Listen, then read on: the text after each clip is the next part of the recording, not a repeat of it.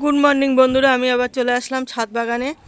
দেখো দেখো এদিকে মাধবীলতা গাছটায় আবার নতুন করে ফুল দিয়েছে।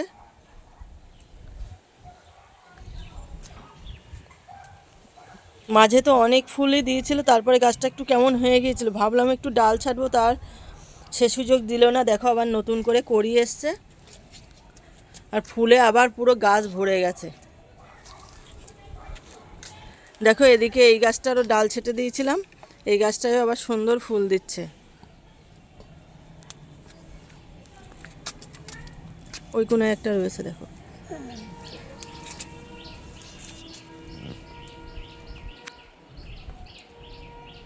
দেখো আমাদের ছাদ বাগানের পাশের পরিবেশটা কতটাই সুন্দর।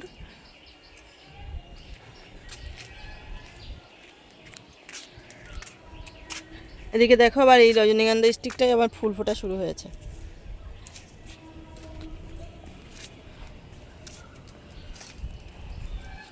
হ্যাঁ, এইখানে দেখো চাল কুমড়োটা আবার বড় হয়ে গেছে।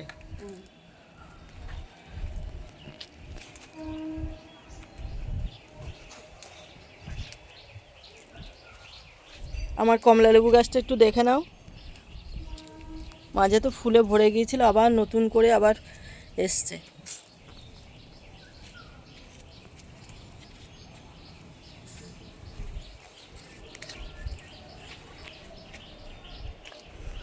নাক চাপা তোলো কটা।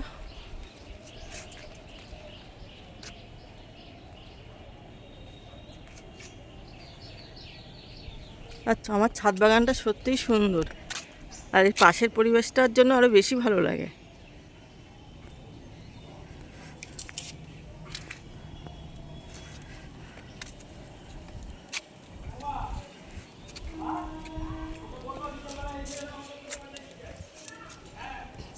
দেখো চাপা ফুল গাছটা সাইজটা কেমন হয়েছে, কত বড় হয়ে গেছে।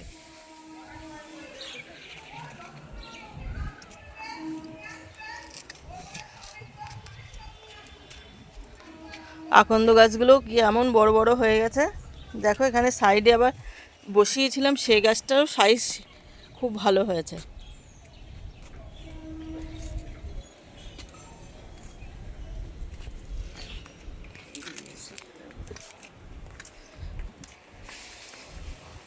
স্নেক প্ল্যান্টের পাশে দেখো একটা তুলসী গাছ উঠেছে।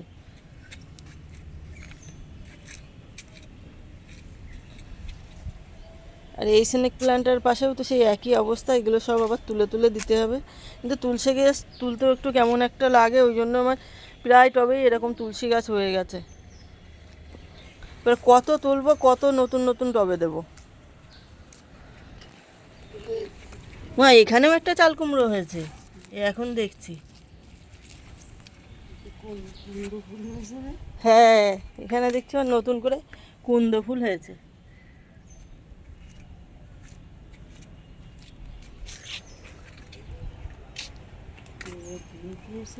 বাবা মান সম্মানের দায় মানুষ।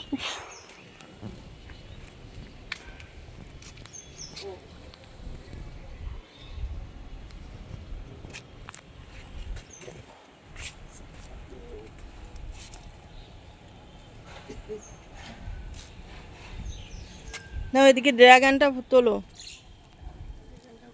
হ্যাঁ, এদিকে দেখো আমার ড্রাগন ফলটা পেকে গেছে, কি সুন্দর কালার হয়েছে, সাইজটাও খুব ভালো হয়েছে।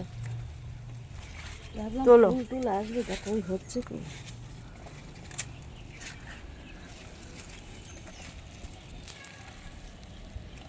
ড্রাগনটা তো একদম পুরো পেকে গেছে, সাইজটা দেখো শুধু। ভালোই হয়েছে।